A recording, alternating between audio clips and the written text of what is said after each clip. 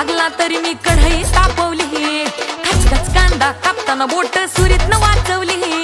हाताला चटका लागला तरी मी कढई तापवली, तुमच्यासाठी स्पेशल